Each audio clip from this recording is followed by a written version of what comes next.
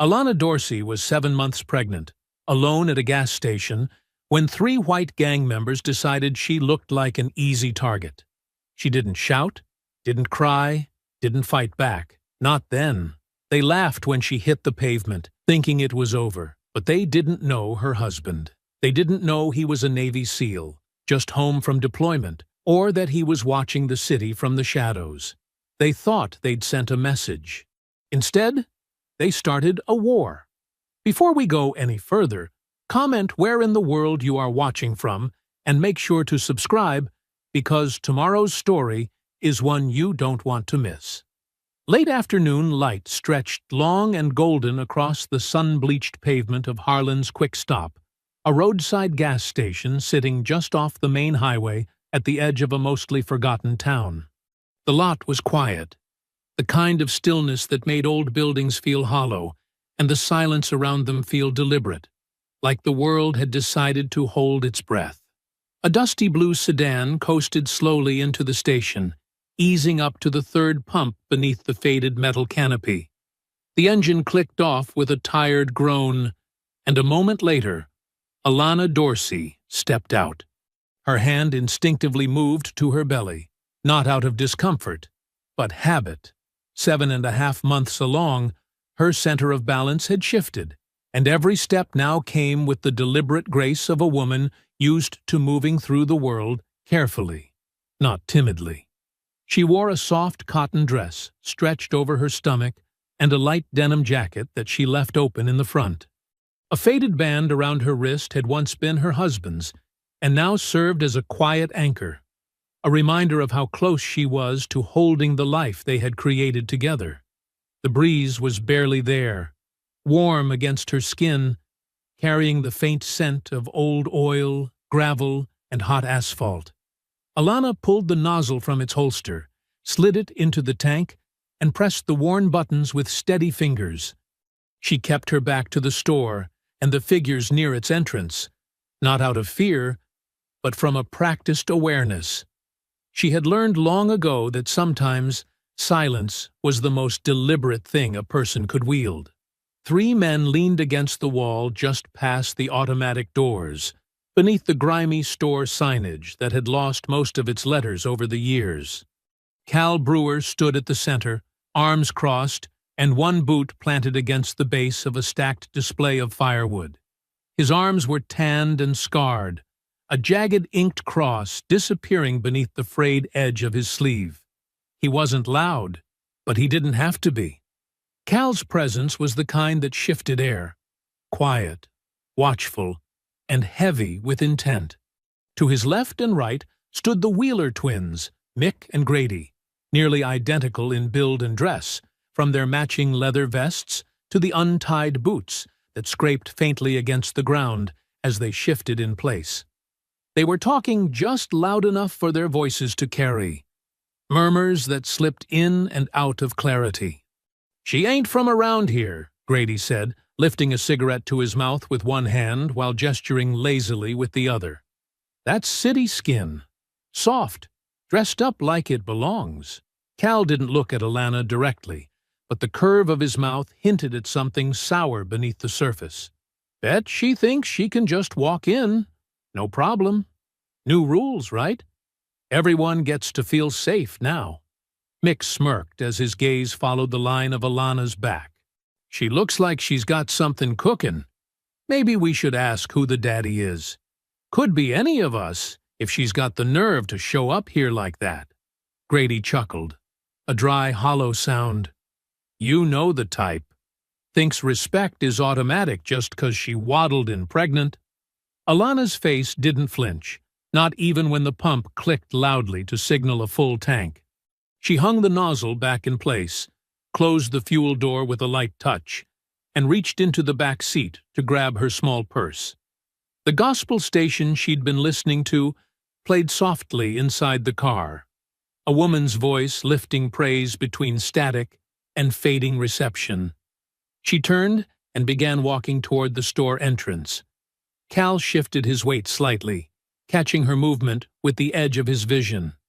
The others straightened just a bit, not in greeting, but in challenge.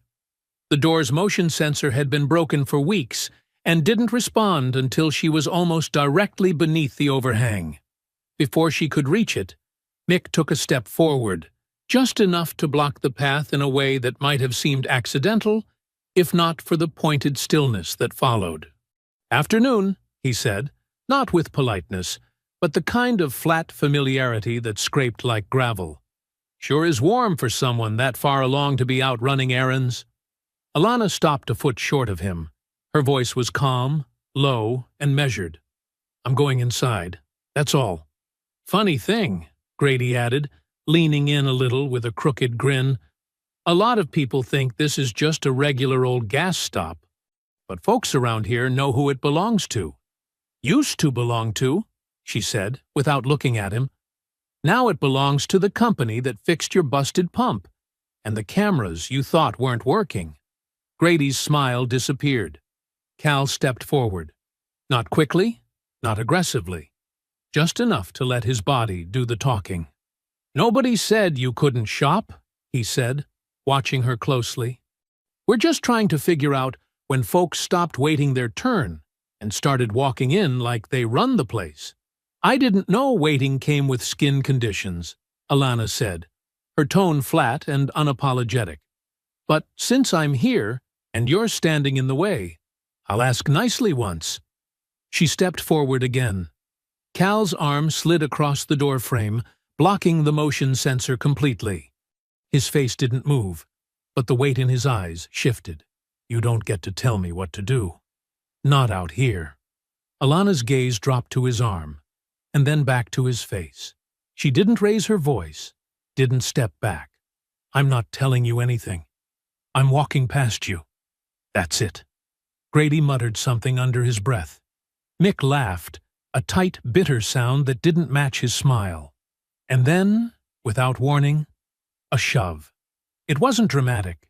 Not a punch. Just enough of a push to send her weight shifting too quickly over unsteady ground. Her foot slid across a patch of spilled oil near the edge of the walkway.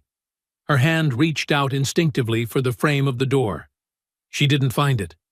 The sidewalk caught her full on the side.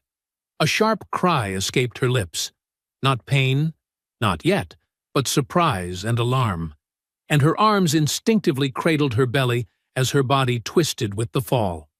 The concrete scraped against her hip and shoulder as she hit the ground.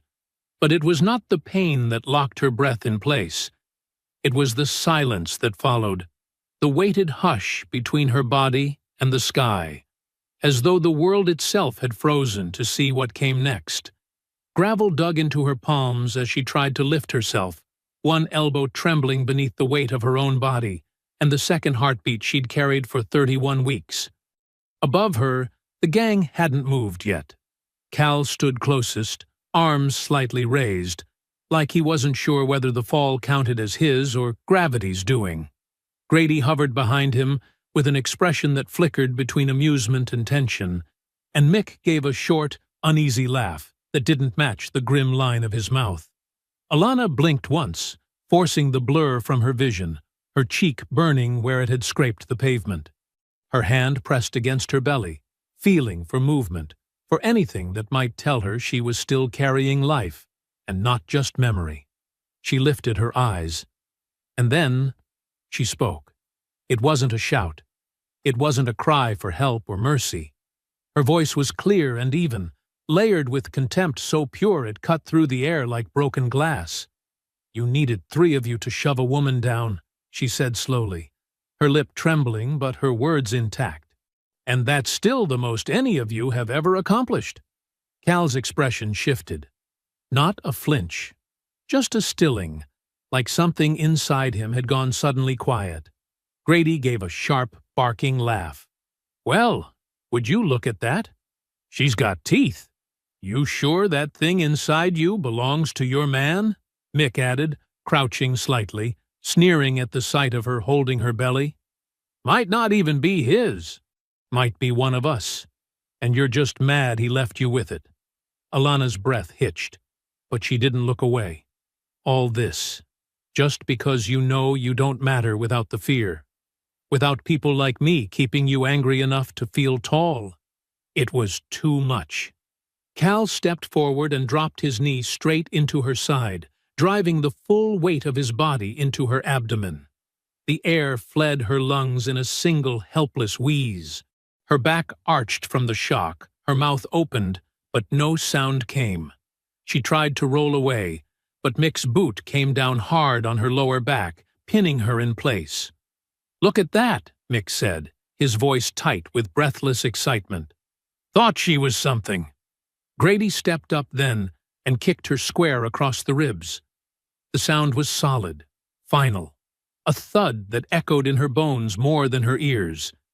Her arms wrapped tighter around her stomach, trembling hands pressing down as if she could protect the child that hadn't even taken its first breath.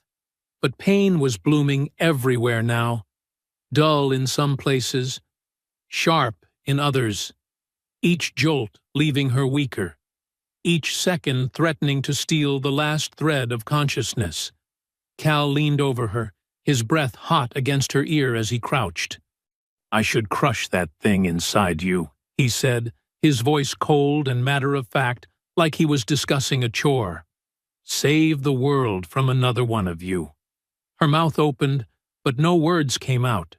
Just a strained gasp that scraped against her throat and vanished into the heat around them.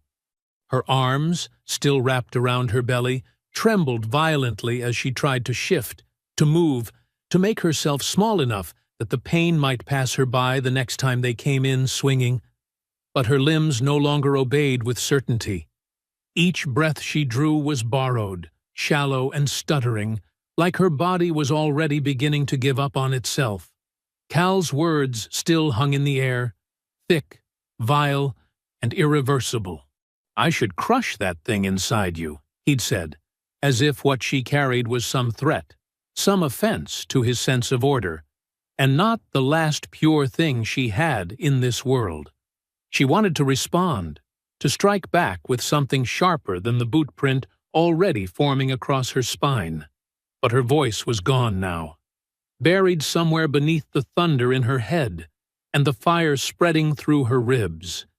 "I bet it's not even his," Grady said, stepping forward again, his boots scuffing against the edge of her dress.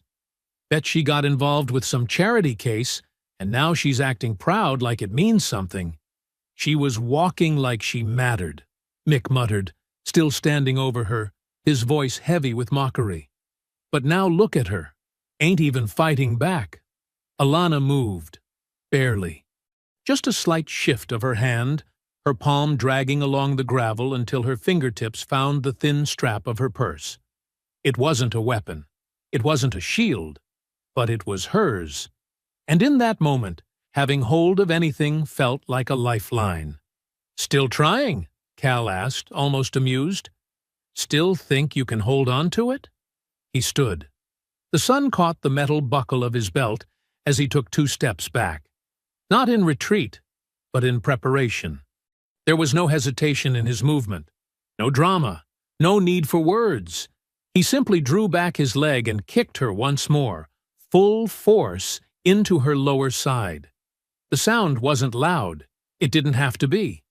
The moment it landed, her entire body curled involuntarily, folding in on itself with a sickening shudder. Her forehead slammed against the ground. Her legs twitched, her mouth opened in a silent cry, and her hands clutched her belly so tightly her knuckles went white. Something deep inside her shifted. She felt it. Not just pain, but absence. The sensation was unmistakable. She had been hurt before in her life. She had known fear, known exhaustion, known grief. But never had she felt her body betray her so completely. Never had she felt something so precious slip from her grasp without a sound.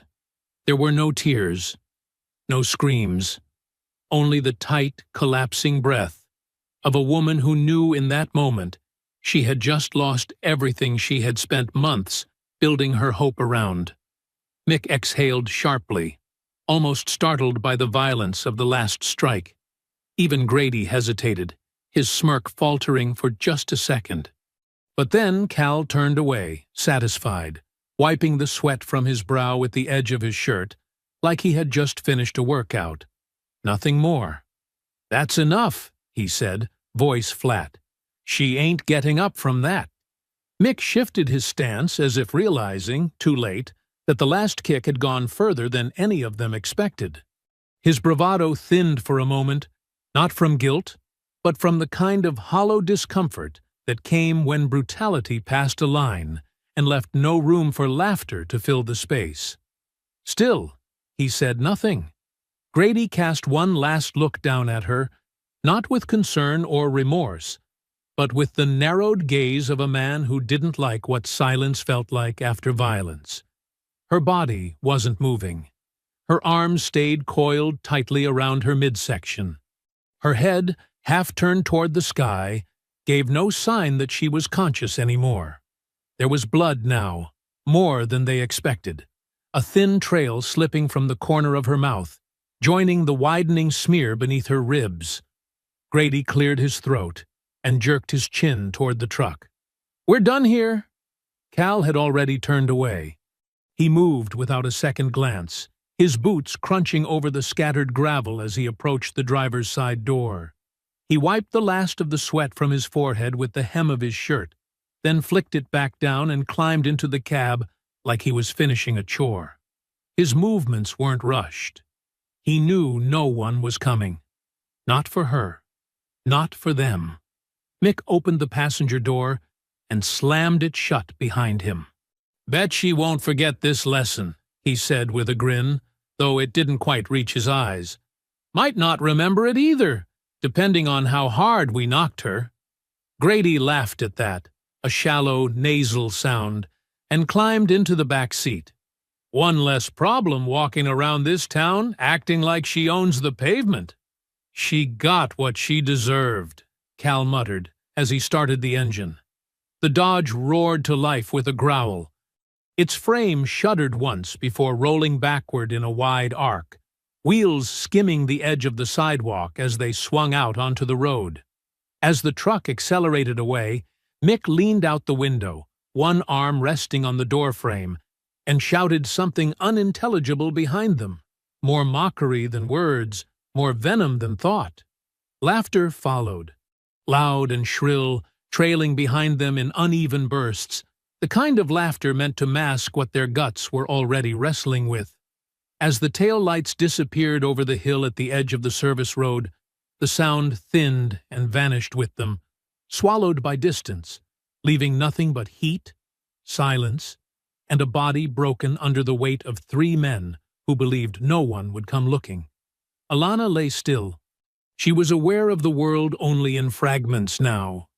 The shimmer of heat rising from the pavement in front of her eyes, the quiet buzz of the street lamp overhead, the slow, sticky warmth of blood tracing the curve of her chin and pooling at her shoulder. Her arms refused to move.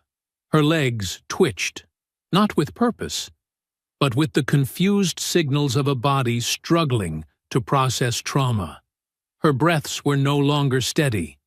They came in gasps, jagged and wet, caught somewhere between her lungs and throat, as though every breath might be her last. The waiting room at St. Adeline Memorial was nearly empty, as though the night had agreed to spare the staff one less tragedy, until now. Fluorescent lights buzzed low overhead, too bright, too steady, their unflinching glow casting long reflections against the tile floor. A nurse moved briskly across the corridor, her sneakers squeaking faintly with each step, while a receptionist murmured instructions into a phone that barely pierced the hush pressing against the walls. Tyrone Dorsey stood just inside the doorway of the emergency wing, his uniform still sharp from transit, his boots dusted from the base parking lot, his duffel bag forgotten in the back of a borrowed government SUV. He didn't speak. He didn't ask for directions. He didn't look lost. He simply stood there for a long, silent moment, as if some unseen signal had flickered across the air and confirmed what no words yet had. The call had come 2 hours ago. Unidentified woman, black. late pregnancy, assault victim, listed as critical. He had not asked questions. He had just driven. Now, as the nurse spotted him and moved to intercept, clipboard in hand, her voice softened before it even left her throat. "Are you Mr. Dorsey?"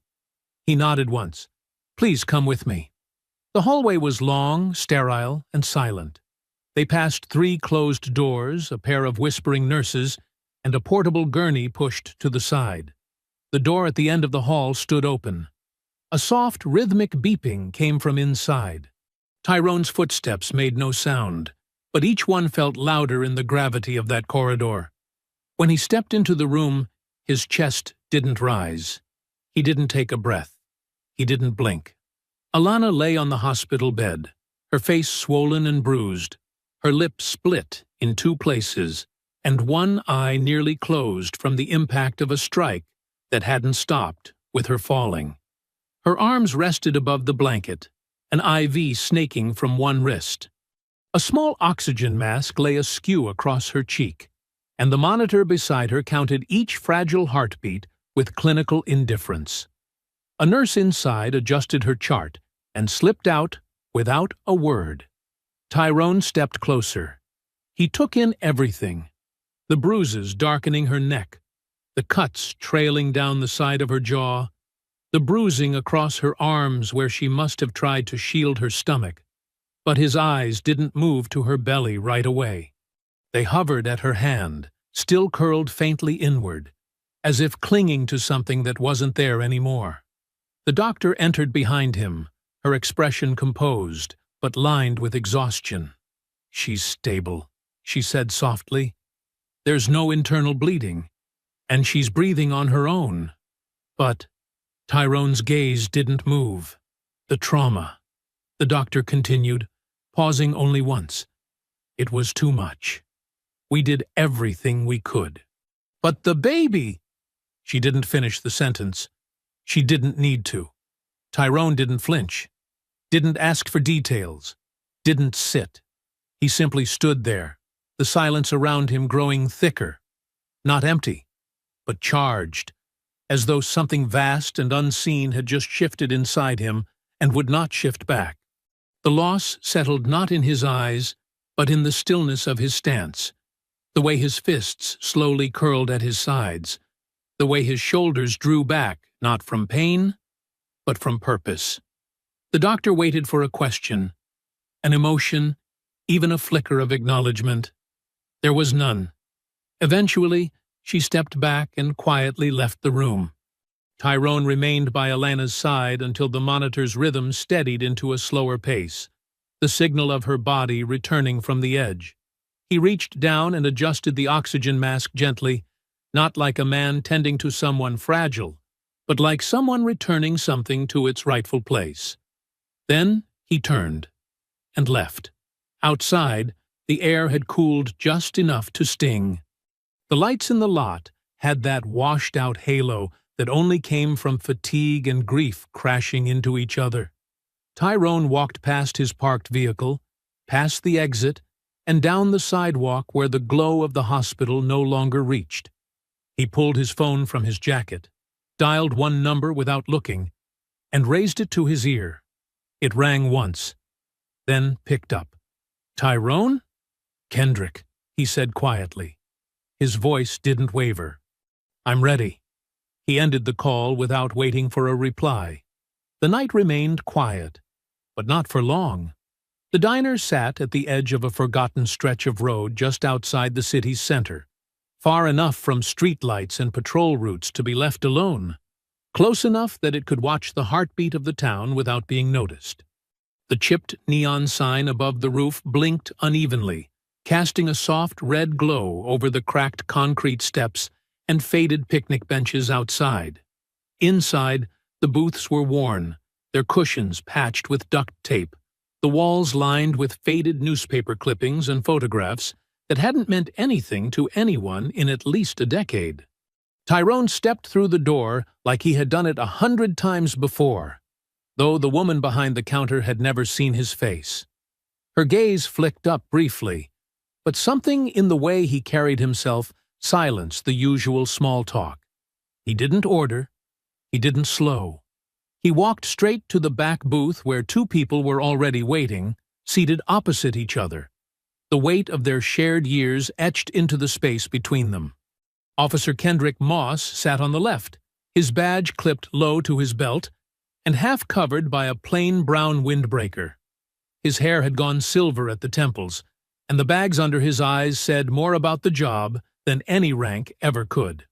Across from him, Detective Kenya Rollins sat with a posture too clean to be comfortable, shoulders drawn back, fingers tapping slowly against the edge of a manila folder that hadn't yet been opened. She wore plain clothes, but nothing about her felt unremarkable. Her eyes followed Tyrone all the way to the seat, assessing him without blinking. Tyrone slid into the booth without speaking. The silence that followed wasn't awkward. It was sharp, measured, like a blade being drawn slow and deliberate across stone. Moss was the first to speak. "I heard what happened. I'm sorry, Tyrone. I truly am." Tyrone nodded once, then looked at Kenya. "You know what this is," he said, voice even. "You know what they did." Kenya tapped the file once, then pushed it across the table. "We've been watching the Wheeler boys for 3 years. That includes Cal Brewer and 6 others tied directly to them. Stash houses, muscle, runners. The problem is they're protected. Every time we move, the case folds before we can even write a warrant. Judges stall. Prosecutors back out. And too many of their foot soldiers are ghosts. No IDs, no prints, no paper trail. They got people in the mayor's office," Moss added, rubbing the back of his neck like the thought physically weighed him down. "Cousins in real estate, nephews in zoning, donations flowing to the right campaigns. Every time we get close, someone pulls a thread, and it all unravels before we can grab hold." Tyrone opened the folder and scanned the photos inside. They weren't blurry. They weren't vague. Faces, names, timestamps. Mick and Grady Wheeler unloading crates behind a mechanic's shop. Cal leaning into a tinted car window at the edge of a bar lot. Surveillance stills from a liquor store. A body camera image smuggled through an off-the-record source. "What if we don't ask for permission?" Tyrone asked, eyes still on the photos. Kenya sat forward. "Define don't ask." "We take what they trust," Tyrone said calmly, closing the folder. "We hit them where they live, where they stash, where they talk. We make them panic. They'll start turning on each other. They'll bury themselves." Moss leaned back, folding his arms across his chest. "And what happens when they start hitting back?" "They will," Tyrone said. "But not before they lose the places they feel safe. And by the time they come up for air, they'll have left enough behind to finish them." Kenya was quiet for a moment, then nodded slowly. "If we're doing this, we do it smart. No noise, no splashes. We log everything. Every move gets documented and tied to something clean. You take point on the ground, we handle the trail. Agreed?" Tyrone didn't hesitate. "Agreed." The next 3 days unfolded like reconnaissance in a hostile country. They mapped the patterns. Kenya provided times, cross streets, license plates. Moss traced the false IDs through city databases that hadn't been updated in years. They found the stash houses first. Modest buildings in hollow neighborhoods, guarded not by locked doors, but by the arrogance that no one would dare challenge them. Tyrone watched for hours before moving. The first hit came before sunrise. The house was quiet, the lights still dark, the men inside asleep or stoned into stillness. Tyrone bypassed the front entirely, circling to the rear where the fence had rotted beneath the weight of weeds. He moved silently, crouched low in tactical gear that bore no insignia, no flag, nothing to trace. He disabled the back camera with a short jab of his blade, eased the door open with quiet hands, and stepped into the hallway before a single floorboard had time to creak. The first man never saw him. The second woke just long enough to glimpse a shadow slipping past the doorway before the butt of a rifle knocked him clean into darkness. Inside, the place was worse than the pictures.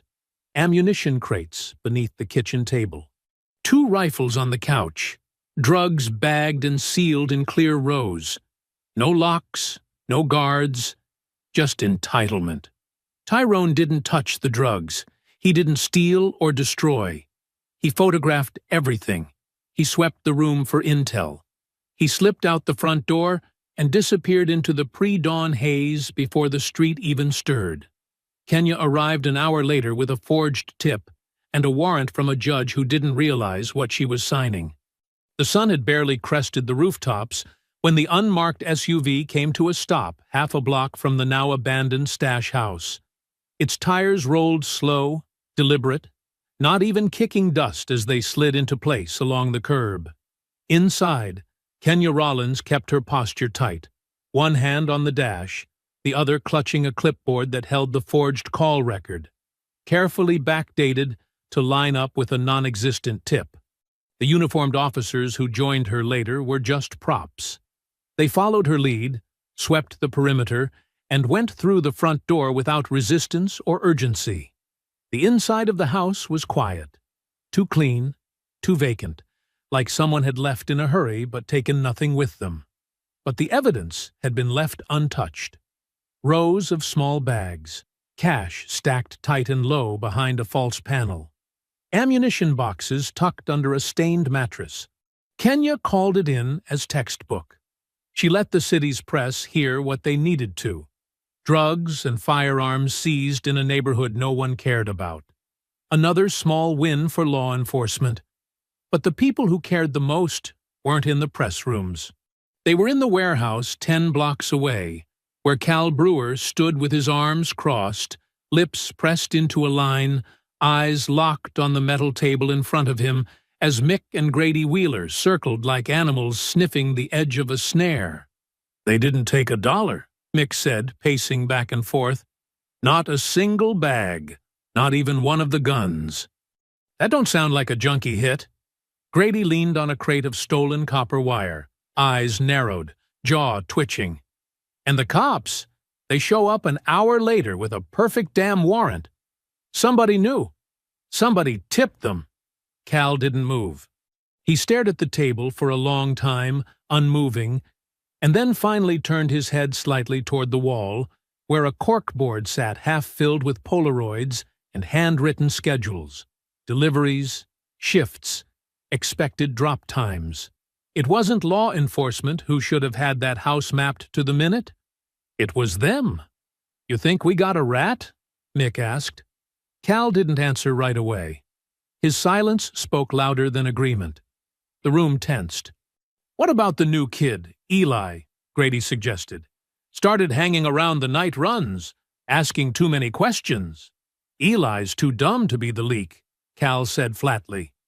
Mick spat on the floor, his voice tight with frustration. "Then who?"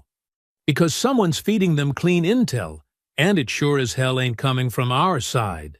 Cal turned to the board, his finger tracing a delivery route from the gas station to the chop yard, then down toward the warehouses by the docks. "We move the rest tonight. All of it. Every crate. Every pill. We go dark for a week. Anyone doesn't like it, they can take a walk." Mick frowned. "You think going quiet's gonna fix?" "I think," Cal interrupted, voice low and sharp enough to cut the air, "someone just declared war without saying a word. And I don't fight loud. I fight clean." Across the street, in a rusted-out truck parked behind an overgrown fence line, Tyrone Dorsey watched the tension unfold through a borrowed long-lens camera. He didn't need to hear the words to know exactly what was happening. The movement, the shouts, the sudden change in posture, all of it painted a picture he'd seen too many times in places halfway across the world.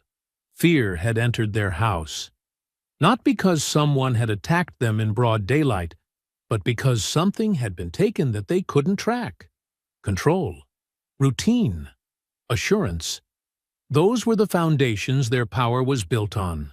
The moment one piece cracked, the rest would begin to shift. He sat still, shoulders relaxed, not because he was calm, but because stillness made people disappear. From behind tinted glass, he watched Mick kick over a chair and storm out of the room. Grady followed a few minutes later, cursing into his phone. Cal remained behind, motionless again, arms crossed as he studied the board like it owed him answers. They were hunting shadows now. That's what he wanted. Tyrone turned the lens slightly, scanning the adjacent building, noting license plates, shift changes, routes in and out. He cataloged everything, not because he planned to hit them now, but because the right moment would only come once, and when it did, there would be no margin for hesitation. The air hung heavy as the city slipped into darkness, not the kind of quiet born of peace, but the stillness of a place waiting for something to snap. Somewhere beyond the warehouses and back alleys, the Wheeler crew began to fracture beneath the weight of its own secrecy. Calls were made, cars rerouted, meetings rescheduled and scrambled. Cal's orders had been sharp. Shut down operations for 72 hours, no drops, no pickups, no chatter, but paranoia had a way of making men feel trapped inside silence. Kenya moved first. She fed the city's most notorious defense attorney a sliver of information, an unsigned report about a gun found in a property tied to one of the gang's shell companies. She didn't name names. She didn't have to. The attorney, known for protecting the Wheeler crew, panicked quietly. Within hours, he reached out to an assistant district attorney with a half offer of cooperation that would later vanish just as fast. But the damage had been done. Whispers began to curl inside courtrooms and offices, whispers that someone, somewhere, had started flipping pieces of the puzzle. Meanwhile, Moss made another kind of move, less public but equally surgical. He requested internal records on a city waste contract used to launder gang money, knowing full well it would ping on someone's desk. It didn't take long. The following day, a contact inside zoning reported that a white SUV had been parked outside Moss's home for 3 hours without moving. Tyrone, watching it all from the periphery, saw what he needed to see. They were off balance, and that's when he turned his attention back to the people who mattered. Alana had been discharged 4 days earlier. Her body had healed enough to walk, to dress, to eat in short, quiet bites that filled the room with nothing but the sound of silverware against ceramic. But her voice, once warm and full of gentle fire, had narrowed into a kind of silence that didn't retreat. It settled. She moved like someone who'd been dropped into a life that no longer recognized her, eyes lingering too long on nothing in particular, hands folding and unfolding themselves around cups of tea she never finished. Tyrone stayed close, but gave her space. He cooked when she didn't ask, watched her without pressing, and when the room went quiet, he never asked about the child. She never brought it up. They lived in the pause between sentences that never got said, the air between them filled with too much history and not enough breath. Late one evening, as the sky folded into a deep navy and the streets began to empty, Tyrone stepped out the back door and walked to the edge of the property, where a rusted pickup sat crooked behind a leaning fence. It wasn't one of theirs. It belonged to a man named Joel Trebb, low-level transport runner, barely trusted, but useful for smuggling goods between towns under the radar. Joel didn't know he was being watched. He thought parking in neutral corners kept him invisible. Tyrone approached the vehicle like he would a live wire. He crouched low, pulled a soft cloth from his jacket, and slipped under the chassis in a single smooth motion. The night carried just enough wind to hide the sound of the screwdriver as he loosened the panel beneath the cab. His fingers moved with precision, placing the tracking device deep in the undercarriage where the signal would remain strong but hidden from quick inspections. He sealed it, wiped down every bolt, then slipped out the way he came. Silent, clean, and unseen. As he walked back through the alley, however, movement flickered near the dumpsters. He paused, weight shifting subtly, breath slowing. A figure stepped out from the shadow, stocky, mid-30s, wearing a black leather vest unzipped over a faded hoodie, a silver cross swinging from his neck. Tyrone recognized him instantly. Denny Lask, one of Cal's enforcers, known for his fists and little else. "You lost?" Tyrone asked, voice calm, measured, with no need to raise it. Denny grinned, cracked his neck once, and stepped forward. "Funny. I was about to ask you the same thing." Tyrone tilted his head slightly, calculating distance. There were no witnesses. No lights close enough for cameras. Just the narrow alley and the quiet. "I've seen you," Denny said, circling a little now. "Snooping around places you don't belong. Someone said you showed up right before the house got hit. I must have one of those faces." Denny chuckled. "You got a mouth on you for a guy standing in the dark with nowhere to go." Tyrone didn't respond. He didn't need to. Denny lunged first. He came in fast, swinging with his right, sloppy but full of weight. Tyrone slipped the punch with a shift of his shoulders, caught Denny's wrist mid-motion, and twisted hard enough to drop him to one knee. The pop of the joint came sharp and clean. Denny howled and swung upward with his left. Tyrone blocked it with his forearm and drove his elbow into Denny's throat. Not enough to crush. Just enough to silence the shout. The fight was ugly after that. Denny pushed forward, grabbing at Tyrone's shirt, trying to use bulk and momentum to slam him against the wall. Tyrone let him come, shifted at the last second, and sent Denny crashing into the dumpster. The metal echoed through the alley. A cloud of sour air burst from inside. Before Denny could turn, Tyrone hit him once in the side of the head, open-handed, but with enough force to rattle his balance, and followed with a knee to the ribs. Denny collapsed forward, coughing hard, arms trembling as they tried to find the ground. Tyrone stepped back, eyes cold, chest rising steady. "You don't know me," he said quietly, crouching just low enough for Denny to see his face clearly through the haze of pain. "You don't know what I've done, or who I've buried, and you don't know what you took from me. But you're going to." He stood, wiped his hands on his jeans, and disappeared into the dark as fast as he'd come. Behind him, Denny lay coughing blood into the gravel, his eyes wide with something he hadn't felt in years: fear. Not because he lost, but because whoever just broke him didn't even look angry. The retaliation came not as a warning, but as a message wrapped in fire and glass. At 3:18 a.m., the front porch of Harlan's Market, a corner store owned and operated for 23 years by Elijah Benton, a retired Army cook and one of Moss's oldest friends, was lit up like a signal flare. A Molotov cocktail sailed through the air with the arc of something rehearsed, something practiced by hands too comfortable with violence. The glass shattered against the wooden rail, and in the seconds that followed, the flames spread with unnatural speed.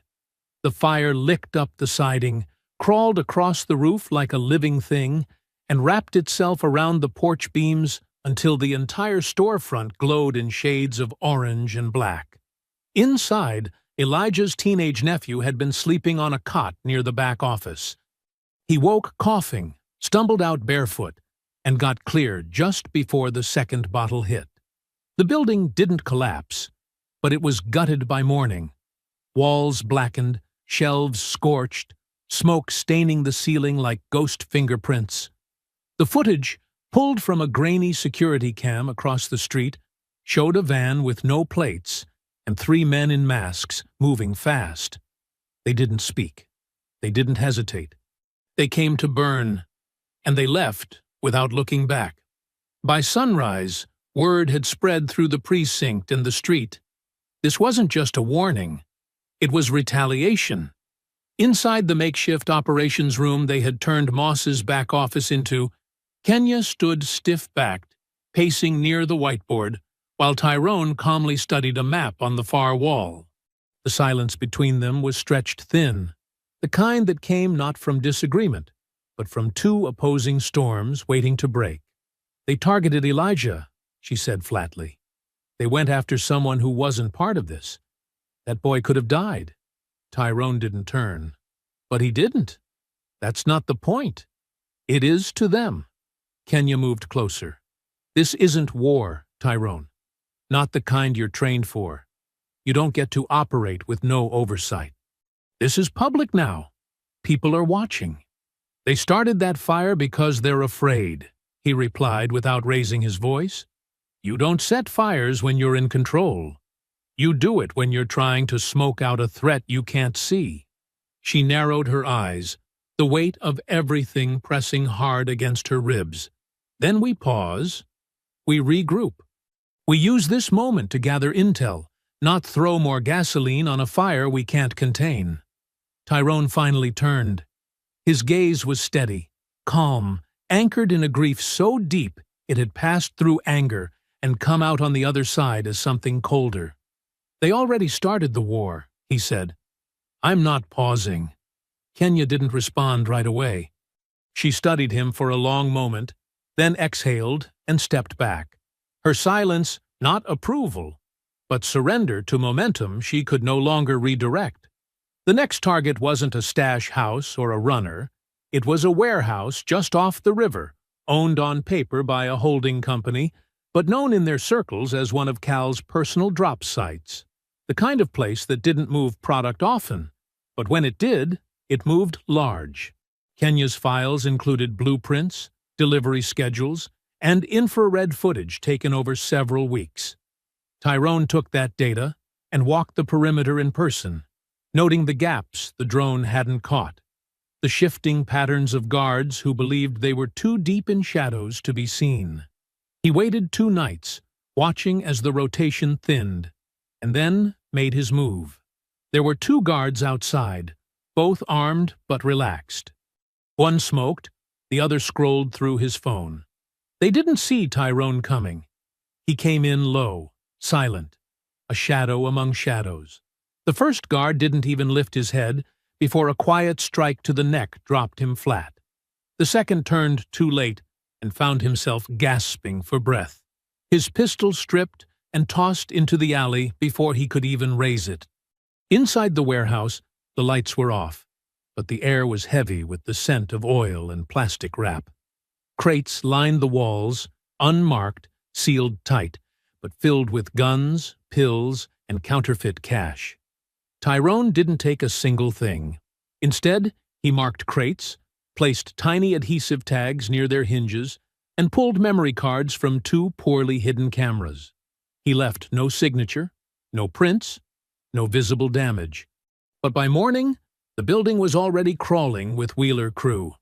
Cal arrived just before dawn, stepping out of a black SUV with a scowl carved deep into his face. He didn't speak as he walked through the aisles. He didn't need to. The men around him moved nervously, checking crates, whispering guesses, arguing over whether it was a break-in or a bad delivery. No one noticed the absence of product, because nothing had been stolen, and that made it worse. Cal stood in the middle of the floor, staring up at the catwalk that lined the top of the structure, eyes scanning the space like he could smell whoever had walked through it. He didn't bark orders. He just stared until the silence thickened into dread. Later that day, Kenya confronted Tyrone near the water, where he stood watching the current roll beneath the train bridge. She didn't speak for a while, just stood beside him, hands buried in her coat pockets, her eyes following the flow downstream. You keep pushing like this. There's not going to be a gang left to prosecute. Just chaos, fear, violence in all directions. That's what they gave her, Tyrone said quietly. And when it's over, then what? He turned to her then, the muscles in his jaw tight, his gaze unreadable. "I want to bury them," he said, in a silence they can't explain. Kenya looked away, eyes tracing the horizon, as if hoping the river might carry the weight of what was coming. And in the distance, at the edge of the warehouse district, a white van had just pulled into the alley behind a church-run community center. Inside were two men with bruises on their knuckles and soot on their jackets. Men who didn't know their next move would be the first one that sealed their end. The sky was overcast that morning, the kind of thick gray that muted the colors of everything it touched. The grass looked dull, the trees more skeletal than they had in days, their thin branches barely stirring in the soft wind. The small cemetery sat just beyond the edge of the neighborhood, tucked behind a chain-link fence with a rusted gate that creaked when pushed open. The ground was still soft from the rain the night before, damp soil clinging to every step, like it hadn't yet decided to let go of the weight left behind. Alana Dorsey moved without haste, her posture composed but marked by the kind of quiet that followed a storm no one else had heard. She wore a charcoal gray coat that hung just past her knees, the belt cinched loosely at the waist, sleeves slightly long, hands tucked inside with fingers curled around a small bundle of fabric. She hadn't come to talk. She hadn't come to pray. She had come to place something where it no longer had a home. When she reached the narrow plot marked by a low stone no taller than her shin, she stopped and stared down without kneeling. The grave bore no name, no inscription of life or dates, just a clean, simple line chiseled in muted relief across the face of the marble. Loved without breath.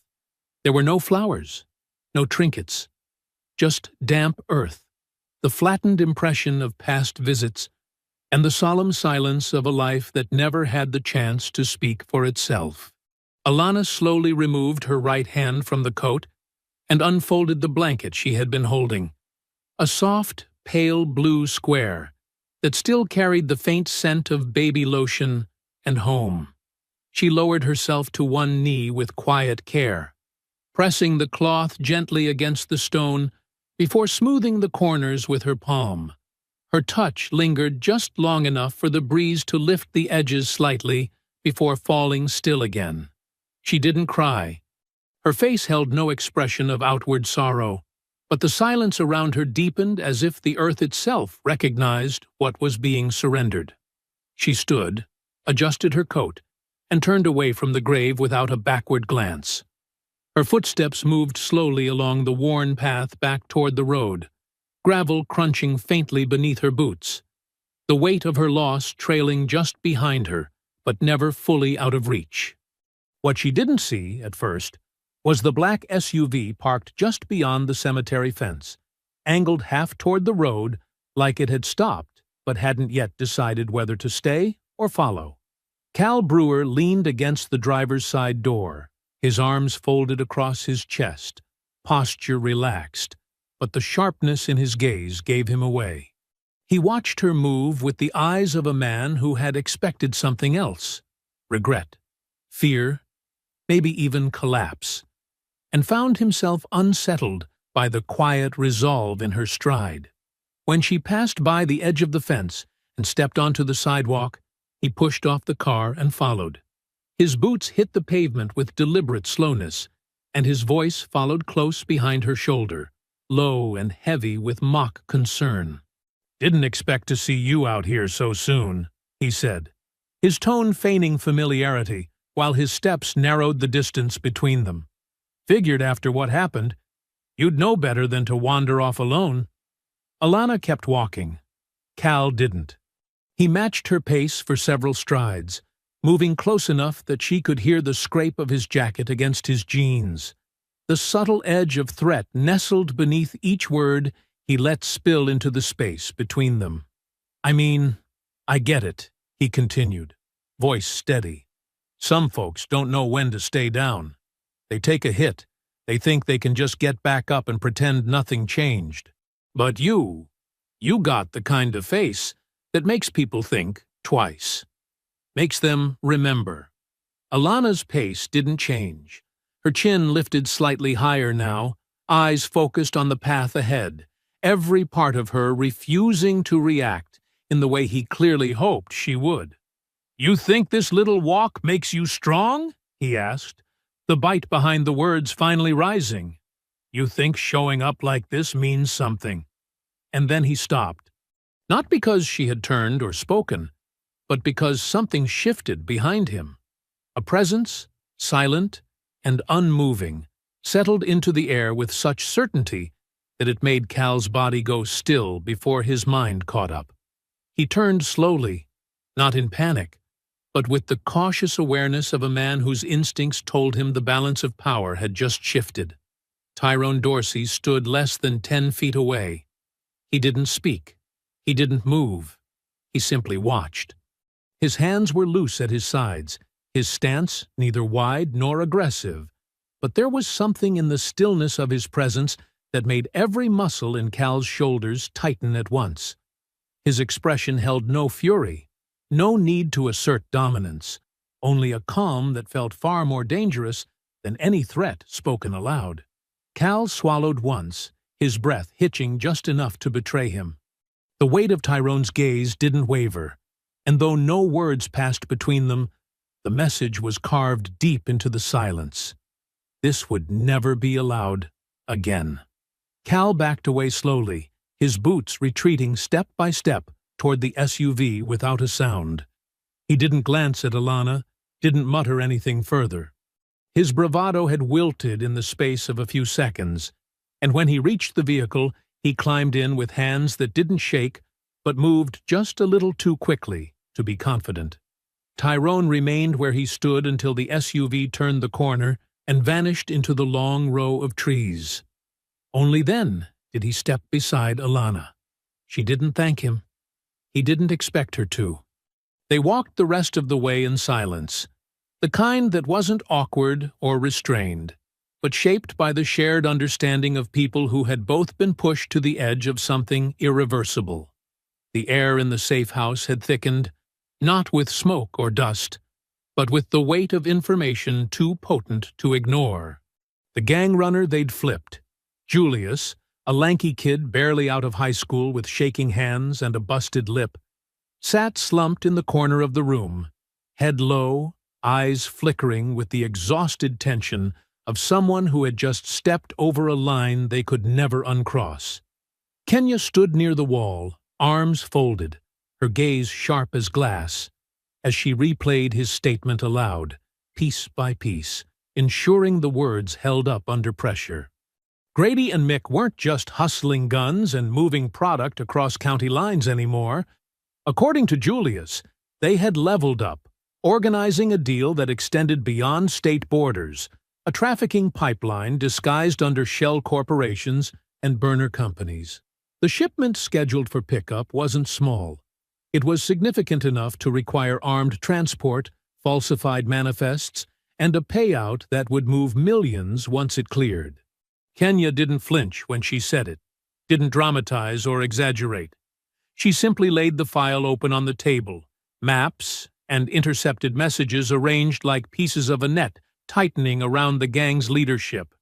Tyrone stood across from her, unmoving, the creases in his shirt still pressed from the morning, his eyes flicking between the photographs and the notes without a single word wasted. Moss paced slowly behind them, the uneven rhythm of his steps a quiet percussion against the hardwood floor. He hadn't slept much, not since the retaliation at Lenny's shop left flames curling up the walls and a lifetime of hard work nearly reduced to ash. That fire hadn't taken a life, but it had drawn a line in the sand. The message had been sent loud and clear. Back off, or the next one won't be so clean. But none of them were backing off. When Kenya closed the file and looked up, Tyrone didn't ask for options. He gave only one word: intercept. No vote was needed. No plan B was drawn. Within hours, the location had been confirmed, the time synchronized, the equipment packed with clinical precision. It wasn't a government-sanctioned op, but it moved with the same discipline, each person locked into their role, no room for second-guessing. The target was a converted freight hub on the edge of the industrial district, its security a thin blend of bribes and assumptions, its cover so tight they thought they were invisible. But they weren't invisible to Tyrone, not after the routes had been mapped and the players identified. They weren't invisible to Kenya, who had traced every bank transaction that didn't make sense until the full picture had come into view. And they weren't invisible to Moss, who had once walked those streets in uniform, shaking hands with men he now knew had been bought years ago. The operation hit just past midnight, when the last shift change had passed and the trucks were being loaded under the cover of silence. Tyrone moved first, his approach ghost-like, his timing exact, disarming two guards with swift, controlled motions that left them alive but confused, their radios yanked before they could speak. Kenya followed with a team of two, cutting power to the rear lot, cloaking the far side of the building in a wave of darkness. Moss entered through the side corridor, a tactical flashlight low and steady, sweeping each hallway with the caution of a man who had seen too many good plans fall apart from impatience. Inside, the cargo was still being logged. Crates packed with illegal firearms, boxes marked with fake barcodes, containers stacked with enough narcotics to poison a city block. But it wasn't just product they found. Beneath the floorboards of the supervisor's office, Tyrone uncovered something far more dangerous. A locked steel case containing 3 burner phones, 2 encrypted USB drives, and a bound leather ledger marked only with the initials VC. Kenya snapped on gloves and cracked the first phone open. The messages were coded but dated, running back nearly 3 years, with references to weekly deposits, coordinated drop points, and payoffs tied to badge numbers. Not street names, but identities buried inside the system. She moved faster after that, scanning the ledger, matching initials to known aliases, her lips tightening as the threads began to connect. By the time she reached the end of the book, the confirmation came not from the last page, but from what had been folded inside it. A photocopy of a municipal badge ID. Deputy Chief Harold V. Colton. Kenya didn't speak right away. She stared at the page for several long seconds, her hand steady, her breathing measured, but her jaw locked so tight it looked as though she were holding back something volcanic. Moss, who had been checking the remaining crates, turned when he saw the change in her expression. She handed him the paper without ceremony. He read it once, then again. And when he looked up, his voice wasn't loud, but it carried the kind of weight that silence couldn't ignore. I trained under that man. The admission didn't change anything, but it cracked something. Not in Moss's loyalty, but in the history that had once guided it. The man who had shaped his early years in uniform, who had signed off on every commendation, every suspension, every off-the-record reprimand, had been the same man laundering money through the very gang that had nearly burned their city from the inside. Tyrone looked at him without pity, without shock, but with the shared recognition of someone who had long ago stopped assuming that the uniform meant honor. He nodded once, then turned back to the room, his attention already moving toward the implications of what they'd just unearthed. This wasn't just about retaliation anymore. It was about exposure, and they were nowhere near finished. By the time dawn unfolded across the quiet lanes of the city, casting a pale gray light over storefronts still shuttered and sidewalks still slick from the mist, the balance had already begun to shift.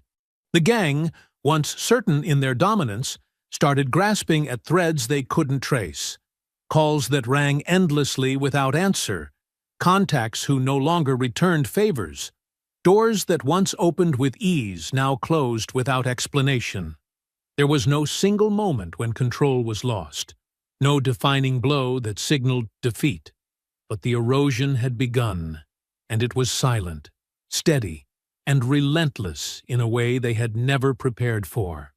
Inside a dim garage tucked behind a rusted-out auto shop on the edge of town, Cal paced with the intensity of a man whose grip was slipping. His shoulders rolled with tension, his boots scuffed dark trails into the oil-stained concrete, and his fists opened and closed at his sides like pistons searching for release. The informant they had once trusted, young, wide-eyed, overeager, was now a ghost, found face down in a dry creek bed behind Millstone.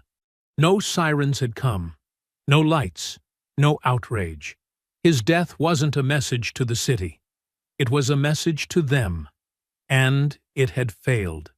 Mick sat in the corner of the room, head low over his phone, fingers twitching with unease as he sent message after message to law enforcement allies, street-level connections, and old favors that no longer responded the way they once had. The usual phrases, coded but familiar, had lost their power. Now the language was overt, blunt, panicked, as if dressing desperation in subtlety was no longer worth the time. Every reply came slower, some not at all, and none of them brought reassurance. What Mick couldn't have known, what none of them yet understood, was that every single word being spoken was captured. The phones were no longer theirs. The lines they thought secure had long been compromised.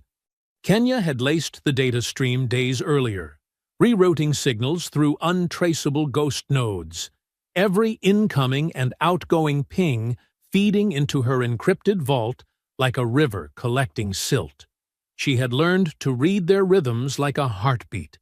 When they were most anxious, when the threats came too quickly, when silence screamed louder than words. This wasn't surveillance, it was orchestration. And the real symphony began with Grady.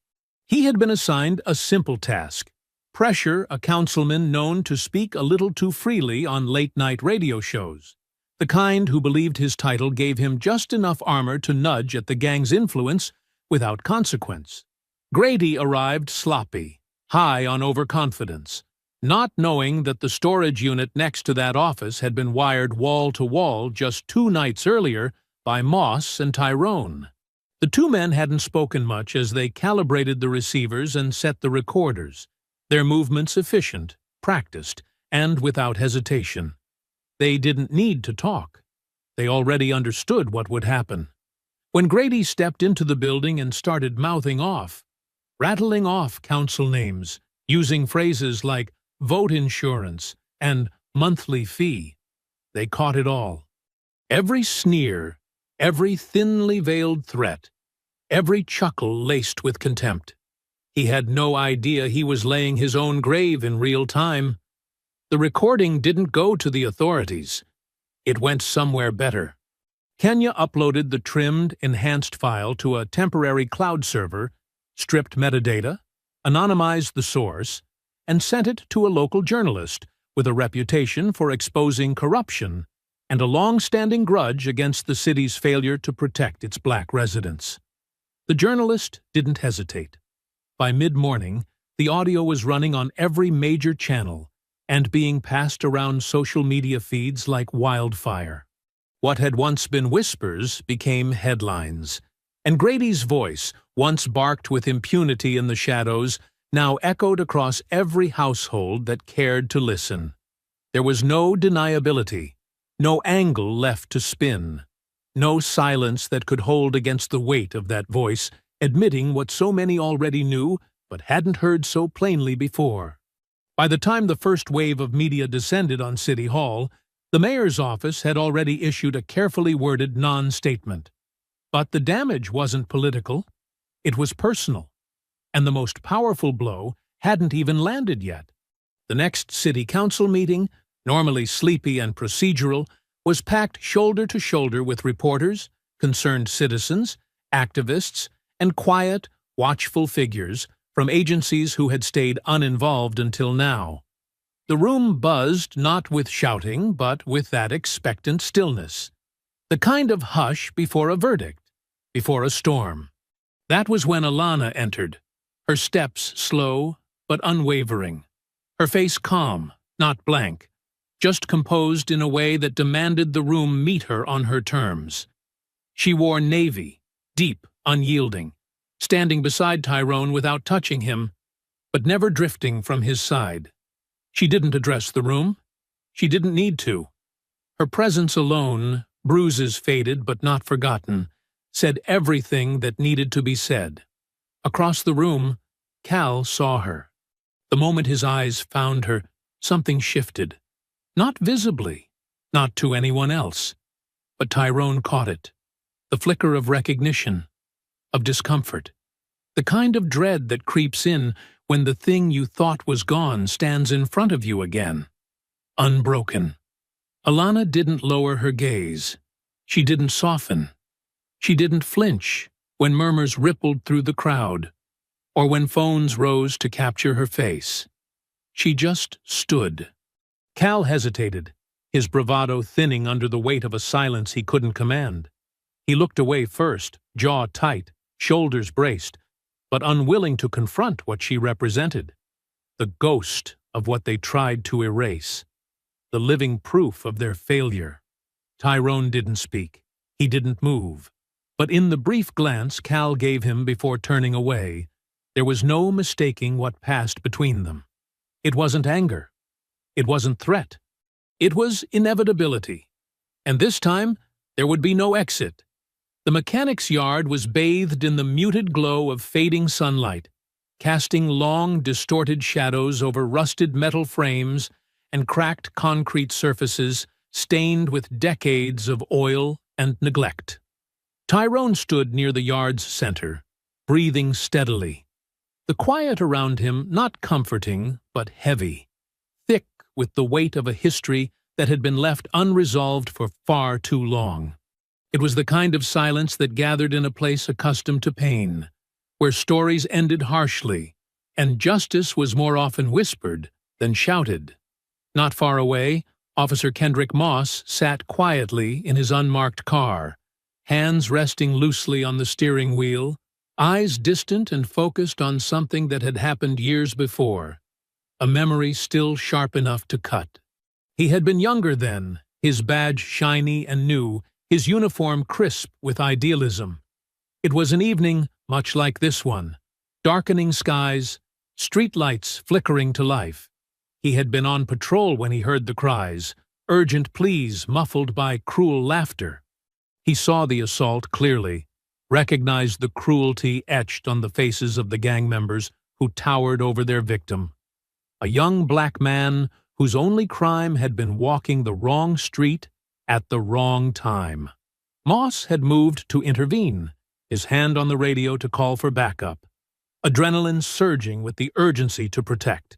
But senior officers, ones who had trained him, men he had once admired, had appeared from nowhere, their faces calm, eyes detached, telling him to stay back, to let it play out. "You can't stop everything, Moss," one had said, placing a firm hand on his chest. "Some things you have to let happen. It's how things stay balanced." He'd never forgotten that moment, never forgotten the way his blood had run cold, never forgotten how he'd stood there helplessly as those officers allowed brutality to proceed unchecked. For years he had carried that memory like an anchor, the weight growing heavier with every injustice that slipped quietly past without acknowledgement, without reckoning. He had waited too long, but tonight felt different. Tonight felt like the balance might finally shift. Across town, Kenya Rollins stood in the cramped office of the precinct's records room, her fingers carefully sorting through files that held too many stories, too much pain, too little justice. Her movements were meticulous, precise, driven by a memory equally painful and fresh. Her cousin, a bright-eyed college freshman who dreamed of medical school, had once walked these same city streets, smiling, unaware that his path had already been marked by those same ruthless men who controlled the corners, the gang whose grip on the city had gone unchecked far too long. When he was killed, his death was reduced to a cold file, buried deep within a system uninterested in justice, marked merely as collateral damage in a war that authorities preferred to pretend didn't exist. "I won't let them erase you," Kenya whispered softly, placing her hand atop the thick stack of paperwork. Her resolve hardened further, eyes clear, steady. This paperwork wouldn't disappear. Not this time. This was more than personal. It was essential. She was tired of watching lives reduced to faded documents and buried files. Back in the mechanic's yard, Mick finally stepped out from the shadows, his gaze locked onto Tyrone with the wary tension of a man who knew his time was running out. He approached slowly, each step deliberate, trying to mask his apprehension beneath a veneer of false bravado. "Came here alone?" Mick asked, a sneer twisting his face into something ugly and defensive. "That doesn't seem smart, Navy man." Tyrone didn't move immediately, his expression unreadable, calm as the surface of still water. When he spoke, his voice carried no anger, just quiet certainty. "Smart isn't why I'm here, Mick. I'm here because someone has to finish what you started." Mick lunged abruptly, his fists swinging wide and wild, desperation driving his movements. Tyrone reacted instinctively, sidestepping the assault, hands quick and precise, redirecting Mick's momentum so that he crashed into a pile of rusted engine parts. Metal clattered loudly, sending echoes ringing sharply off the yard's concrete walls. The fight erupted then, fierce and unforgiving, brutal in its immediacy. They exchanged heavy blows, Mick's punches driven by panic and fury, Tyrone's counterattacks fueled by disciplined anger and a precision honed in combat. Blood spattered onto the ground, droplets mixing indistinguishably with oil and dirt. Mick grabbed a heavy wrench, swinging it violently toward Tyrone's head, the metal grazing his shoulder in a flash of pain that sharpened his focus even more clearly. With relentless calm, Tyrone pivoted, striking Mick's wrist sharply, disarming him with a methodical precision. Another blow to Mick's jaw sent him reeling backward, stumbling against the hood of a rusted pickup, gasping for breath. Tyrone moved in swiftly, gripping the collar of Mick's jacket, forcing him to face the consequences that waited just beyond this moment. "You can't outrun what you did, Mick," Tyrone growled, his voice even, relentless. "You won't bury this. Not ever again." Mick didn't answer, not with words. He spat blood to the side, wiped his mouth on the back of his hand, and snarled with the defiance of a cornered animal. His fist flew upward, catching Tyrone off guard with a knuckle-bone hook that slammed into the side of his face, rattling bone and bursting skin just beneath his eye. Tyrone staggered back a half step, blood already warm on his cheek, blinking past the sting. But he didn't fall. He didn't retreat. "You think you're better than us?" Mick roared, charging again, his shoulder lowered, aiming to drive Tyrone back into the metal framework of a dismantled lift. The collision was thunderous. Tyrone's spine cracked against the steel beam behind him. The wind pushed forcefully from his lungs, but even as pain spidered down his back, he dropped low, pivoted, and grabbed Mick by the front of his coat, twisting his weight with brutal momentum. The throw wasn't elegant, but it was devastating. Mick landed hard against the cracked pavement, dust and gravel grinding into his skin. He tried to rise immediately, but Tyrone was already there, one knee braced on his chest, fist raised high. The first punch landed with a dull, sickening thud. The second was worse.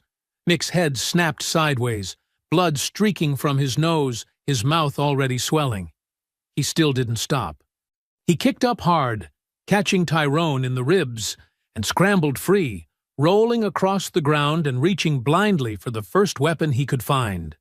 His hand closed around a jagged piece of exhaust pipe, maybe 18 inches long, black with soot and rusted at the edge. He swung it in a wild arc, missing Tyrone by inches, the metal whistling past his shoulder. Tyrone advanced with care now. No hesitation, just the poise of a man who'd fought for his life in tighter corners than this. He ducked under the next swing, caught Mick's wrist, and twisted until joints popped and the pipe clattered away. But before he could follow through, Mick rammed his head forward again, a second headbutt cracking across Tyrone's already bloodied cheekbone. This time, Tyrone went down on one knee. Mick seized the moment, straddling him, fists pounding down. The blows were raw, full of panic and hate. "You should have stayed buried overseas," Mick hissed between grunts. "Should have died like the rest of them." Tyrone didn't answer. He took the hits, let the pain sharpen him, ground his foot against the pavement for leverage, then drove upward with all the force he had left, his forehead smashing square into Mick's chin with a bone-jarring crack. Mick reeled, dazed, and Tyrone surged up from the ground like a storm unleashed. 3 punches, fast and heavy, broke through whatever defense Mick tried to throw up. One to the stomach, folding him. One to the throat, choking him. One to the temple, dropping him. Mick collapsed against the tire wall, coughing, face slick with blood, ribs rising and falling like a collapsing tent. "You think I came here to beat you?" Tyrone asked, wiping blood from his own jaw, his voice rasping but clear. "I came to end what you started at that gas station. That woman you laughed at. She's the reason you're not dead right now." Mick blinked slowly, dazed, unfocused. Tyrone stepped closer, crouched, grabbed his collar again. "You see, I wanted you to feel this. The fear, the breath you can't catch, the pain, because she felt it. And still, she stood. And I'm not leaving until you know exactly what it means when someone stands back up." Behind them, tires screeched softly on the gravel outside. Red and blue lights cast flickering halos across the yard. Moss stepped in first, sidearm raised, his face grim but measured. Tyrone stood, breathing hard, blood still trickling along his temple. Mick tried to crawl. Moss walked over, cuffed him hard, wrenching both arms behind his back without ceremony. "You're done," Moss said, his voice cold, a lifetime of restrained fury carried in that single phrase. "You don't get to disappear. You don't get to vanish behind some paperwork. Not anymore." Kenya appeared behind him, clutching the sealed warrants, eyes locked on Mick's broken face. Her lips didn't move, but the look she gave him told him everything. He'd become part of the system he helped poison, and now that system was finally turning on him. As the officers dragged Mick toward the waiting car, Tyrone stood still, every joint aching, every muscle burning, but his posture unbroken. This wasn't victory. It was survival wrapped in justice, and it had been earned the hard way. The noose had tightened, and now it held. The precinct's cramped evidence room felt smaller than ever beneath the dim overhead lights, a tense silence filling every corner of the space as Kenya Rollins hunched forward, her fingers moving rapidly across the keys of an old laptop. The screen illuminated her face with a soft bluish glow, highlighting the tight lines around her eyes, her expression focused, driven by a determination born from years of buried frustration finally surfacing into clarity. Beside her, Moss paced quietly, his breathing steady but burdened, eyes frequently darting to the door as though expecting an interruption at any moment. Behind them, Alana sat patiently, her composure calm but edged with quiet intensity, her gaze carefully studying each symbol on the laptop screen as Kenya fought with the encryption. The USB they had recovered from Mick's arrest, an innocuous-looking drive that held far more secrets than any of them could have anticipated, resisted all conventional methods of decoding, its layers of security dense and sophisticated. Kenya exhaled softly in frustration, shaking her head slowly, fingers momentarily paused above the keyboard. "I've tried every code breaker we have," Kenya murmured quietly, glancing toward Alana, her tone respectful yet hesitant. Whoever built this encryption knew what they were doing. Alana leaned forward slightly, her eyes narrowing thoughtfully. She extended her hand gently. "Let me try," she said softly, without urgency, her voice steady with a quiet confidence that drew Kenya's attention instantly. Kenya hesitated only briefly, then passed the laptop over, watching carefully as Alana began to work with steady precision, her fingers effortlessly maneuvering through sequences of complex algorithms. The room grew quiet again, filled only with the gentle hum of the laptop's processor and the rhythmic tapping of keys. Minutes passed slowly. Each one weighted heavily with anticipation until finally, without fanfare, Alana stopped typing, leaning back slightly with a quiet exhale. On the screen, a file opened, revealing neat rows of carefully recorded data. Names listed clearly alongside payment amounts, addresses, and meticulous notes. Alana's voice was quiet, but steady when she finally spoke, breaking the silence gently. "It's done." Kenya leaned forward, eyes wide as she absorbed the information now laid bare before her, the reality settling heavily upon her. Moss stepped closer, standing just behind her shoulder, his breathing deepening slightly as he scanned the screen, each entry painting a clear and chilling picture. City leaders, deputies, prominent business owners, each name meticulously documented alongside contributions that had funded the gang's terrorizing presence, with notes detailing the systematic plan to displace black residents and reshape entire neighborhoods. Kenya shook her head slowly, disbelief edging her voice with quiet anger. "This wasn't just crime," she whispered, voice hardening with every word. "It was policy." Moss moved back slowly, a deep frown etched across his face, his eyes clouded with anger and something darker, more personal. "They used our badge," he murmured bitterly, the realization cutting deep into his sense of duty and trust. "They took everything we stood for and twisted it." Tyrone had been quiet until then, standing near the back of the room, observing without comment, his silence an anchor in the swirling storm of revelations. Now he stepped forward slowly, his eyes calm but deeply intent on the screen. His gaze traveled carefully over each name, each payment, each address, seeing more clearly with every second the scope of what they faced. "This wasn't just about the baby," Tyrone said quietly, the weight of understanding settling deeply into his voice, quiet but resonant. The gang was a front. They weren't just attacking individuals. They were clearing the board for something bigger. His finger paused abruptly near the end of the document, the final entries listing someone whose involvement none of them had anticipated. Judge Raymond Culver's name appeared clearly, alongside detailed notes showing how he had systematically facilitated the gang's objectives from behind his bench. Dismissed charges, lenient sentencing, plea deals quietly arranged, investments carefully hidden beneath legitimate ventures, purchasing properties cheap from desperate families, fleeing gang intimidation. Kenya stared at the screen in stunned silence, her breath caught in a tight knot in her chest. "Judge Culver," she whispered incredulously, her voice barely audible, carrying the disbelief of someone betrayed deeply by a trusted figure. He played both sides. Moss sank into a nearby chair, his expression visibly shaken, the revelation striking deep and personal, unsettling the foundations of his trust. He struggled to find words, his voice strained with conflicted emotion.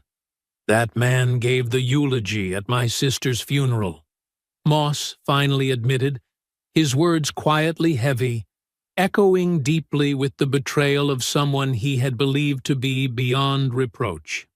The room fell into a deeper quiet, the gravity of Culver's betrayal sinking deeply into each of them, each processing the truth differently. Tyrone, however, stood unmoved, his expression unchanged, the same steady resolve reflecting clearly in his eyes. He stepped closer to the laptop, leaning forward slightly, examining the details with clinical detachment. "We take him too," Tyrone stated simply, without hesitation, his voice clear, firm, definitive. "Nobody's exempt from this. Everyone involved pays."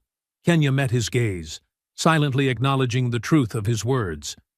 Moss hesitated, clearly struggling with the emotional weight of what had been revealed, yet he knew Tyrone was right.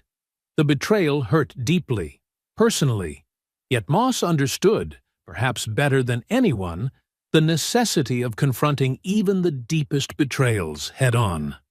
The line had been crossed too far.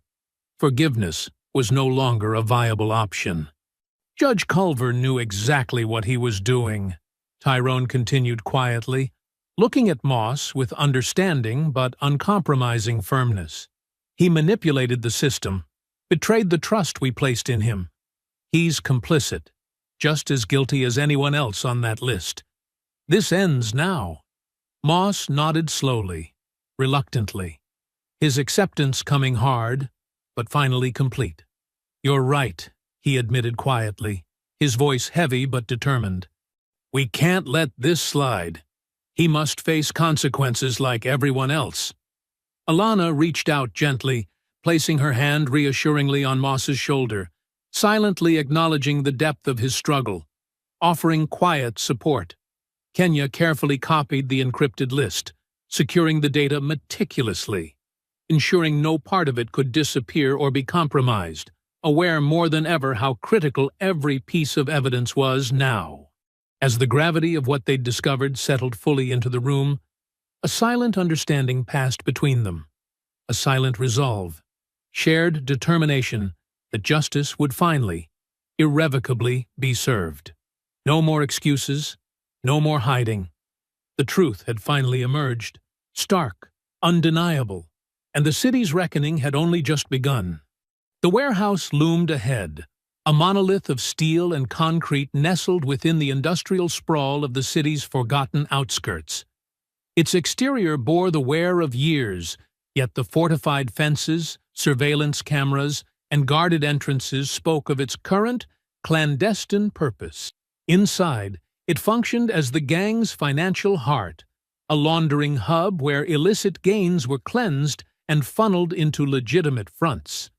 Tyrone, Kenya, and Moss stood concealed in the shadows of a derelict building across the street, the glow of the warehouse's security lights casting long, distorted silhouettes. Each carried the weight of the mission ahead, their expressions a blend of determination and the steely calm of those who had faced danger before. Kenya adjusted the strap of her backpack, the tools within ready for the digital warfare she was about to wage. Moss checked his sidearm, the familiar weight a reminder of his years in the force, now turned against those who had corrupted it. Tyrone surveyed the perimeter, his mind mapping out the assault with the precision of a seasoned operative. "We move on my signal," Tyrone murmured, his voice barely audible over the distant hum of machinery. "Kenya, once we're inside, head straight for the server room. Moss, you're with me. Neutralize any threats and secure the main floor." They nodded in unison, the plan etched into their minds. With a final glance exchanged, they slipped into the night, approaching the warehouse with the silent grace of predators closing in on their prey. At the rear entrance, a lone guard stood, his posture relaxed, unaware of the storm about to descend. Tyrone approached swiftly, dispatching him with a precise strike that rendered him unconscious before he could utter a sound.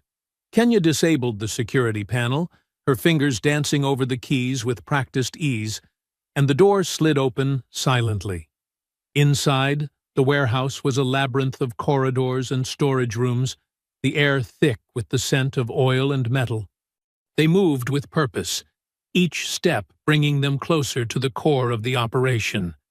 Suddenly, the overhead lights flickered and died, plunging the interior into darkness. Kenya had initiated the power cut, a prelude to the chaos that would follow. Emergency lights bathed the corridors in a crimson glow, casting eerie shadows that danced along the walls. From the depths of the warehouse, the sound of hurried footsteps and shouted commands echoed, a sign that their presence was now known. Tyrone and Moss pressed forward, engaging the first wave of guards with lethal efficiency. Fists met flesh, and the air was filled with the sounds of combat as they carved a path through the opposition. Kenya reached the server room, its door secured with a biometric lock. She retrieved a device from her pack, attaching it to the scanner. Within moments, the lock disengaged, and she slipped inside, the hum of servers greeting her. She set to work, fingers flying over the keyboard as she initiated the data purge, erasing the digital footprints of the gang's operations. Back on the main floor, Tyrone and Moss faced a formidable adversary, a towering enforcer whose sheer size was matched only by his brutality. The fight was intense, a brutal exchange of blows that tested their limits. Tyrone utilized his agility, weaving between the enforcer's attacks, while Moss delivered calculated strikes, exploiting every opening. Together, they brought the giant down, his fall shaking the ground beneath them. With the path cleared, they regrouped with Kenya, who had completed her task. "Data's gone," she confirmed, her voice steady. "They won't be laundering anything through here again." A sudden noise drew their attention. A door at the far end of the corridor burst open, and Cal and Grady emerged, weapons drawn, their expressions a mix of fury and desperation. The final confrontation was at hand. Tyrone stepped forward, his gaze locked onto Cal. "It's over," he declared, his voice echoing through the corridor. "You can't hide behind your money or your connections anymore." Cal's sneer twisted into a snarl as he raised his weapon, but before he could act, a shot rang out. Moss had fired, the bullet striking Cal's hand, causing him to drop his weapon with a cry of pain. Grady lunged forward, but Tyrone intercepted him, their bodies colliding in a violent struggle. The fight erupted then, fierce and unforgiving, brutal in its immediacy. They exchanged heavy blows, Grady's punches driven by panic and fury, Tyrone's counterattacks fueled by disciplined anger, and a precision honed in combat. Blood spattered onto the ground, droplets mixing indistinguishably with oil and dirt.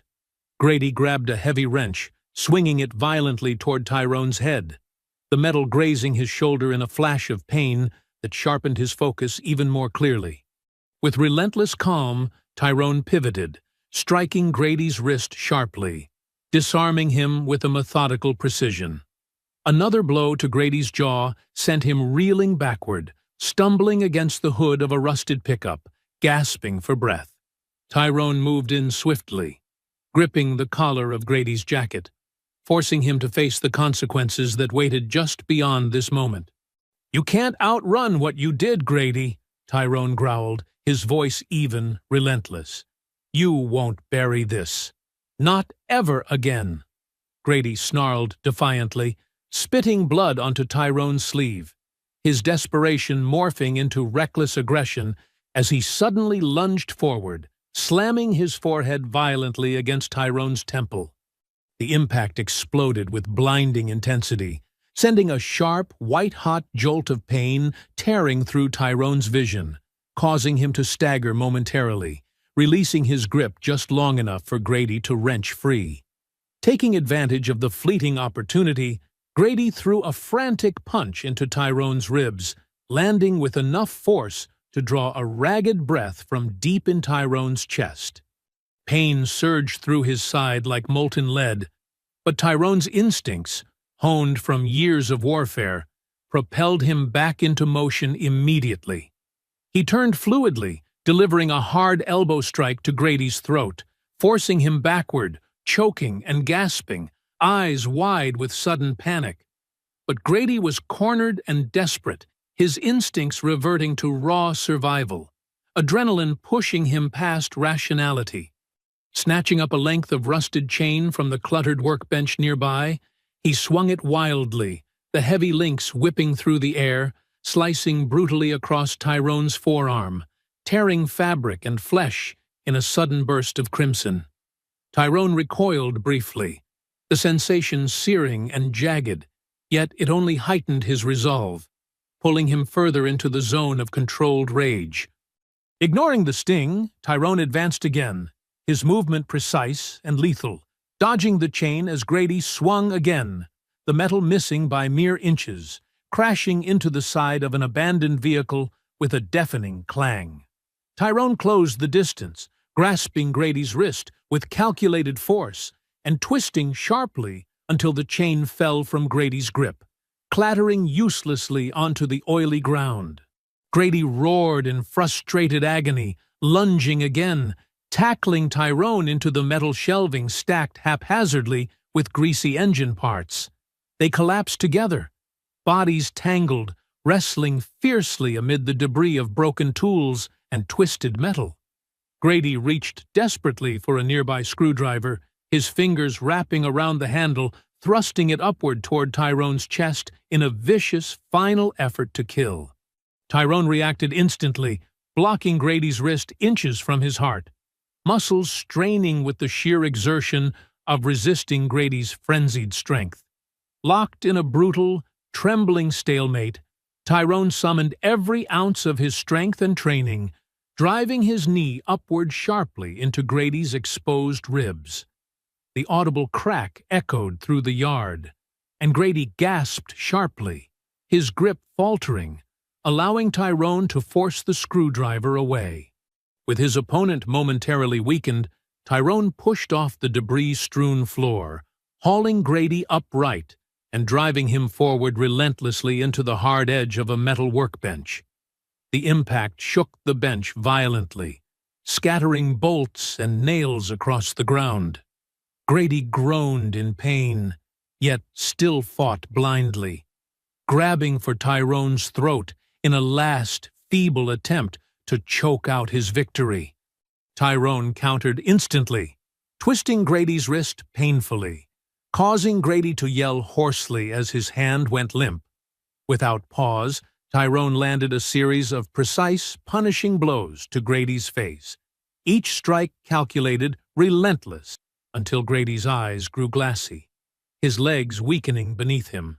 Blood flowed freely down Grady's face, mixing with sweat, dripping onto his shirt as he swayed unsteadily. Tyrone finally gripped Grady's collar again, pulling him close, his voice harsh and unwavering. "This isn't just about me, Grady," he said sharply, eyes blazing with fierce intensity. "This is for every person you ever terrorized, every life you tried to ruin. You'll never outrun their voices. They're coming for you, even if it's through me." Grady's defiant glare flickered with uncertainty and finally crumbled entirely as the sounds of approaching sirens filled the mechanic's yard, the wail growing louder and closer with each passing moment. Tyrone held Grady firmly, watching as flashing red and blue lights cascaded through the chain-link fencing, flooding the scene with stark, unforgiving illumination. Moss was first through the gate, his expression stern yet deeply satisfied, his eyes briefly meeting Tyrone's with understanding forged through shared struggle. Uniformed officers followed closely, weapons drawn but held steadily, their movements swift and decisive as they surrounded Grady, cuffing him securely, reading his rights with mechanical precision. Kenya appeared just behind Moss, a determined expression etched onto her face, holding the documents she had painstakingly prepared, each page secured and accounted for. She watched closely, knowing too well how easily justice could slip away into darkness. She had prepared for this moment, ensuring every piece of evidence would hold firm against pressure or corruption. Tyrone stepped back slowly, watching as Grady was pulled roughly to his feet and led toward the waiting squad cars. The sirens gradually faded into silence, but the weight of what had just occurred lingered heavy and profound, pressing down upon them all. Tyrone exhaled slowly, the adrenaline fading now, replaced by a quiet, resilient resolve. As Grady was driven away, Kenya approached Tyrone quietly, her voice steady, but carrying the emotion of personal triumph and relief. "He won't walk away from this," she assured, looking directly into Tyrone's eyes. "I made sure every report, every detail, every single word sticks. No one can erase this, not anymore." Tyrone nodded slowly, acknowledging her words with quiet respect. Moss joined them, his expression somber, thoughtful. The lines of his face deepened by years of frustration and restraint finally breaking through. "It's taken too long," Moss murmured quietly, his voice thick with unspoken regrets. "Years of watching this city drown in fear, knowing men like him were protected, hidden in plain sight. But tonight, we finally broke that chain." Kenya laid a gentle hand on Moss's shoulder, understanding passing silently between them. "And we'll keep breaking it until there's nothing left to hide behind," she promised firmly. The mechanic's yard slowly emptied, leaving only the quiet whispers of what had happened there, the echoes of a confrontation years in the making. Tyrone stood with Moss and Kenya for a long moment, their silence no longer one of helpless waiting, but of measured certainty. A promise that justice was not just a hope. It was finally a reality taking form, tightening steadily around those who thought themselves beyond reach. The courthouse steps had never borne the weight of so many truths unveiled at once. Weeks had passed since the final raid, but the shockwaves it unleashed continued to ripple across every corner of the city. A city once ruled from the shadows was now being forced into the light, one name at a time. The news coverage hadn't slowed. If anything, it had gained momentum, swelling with each indictment, each unsealed affidavit, each testimony that traced the gang's influence like a rot through the walls of public trust. People no longer looked at the city's leadership with passive familiarity.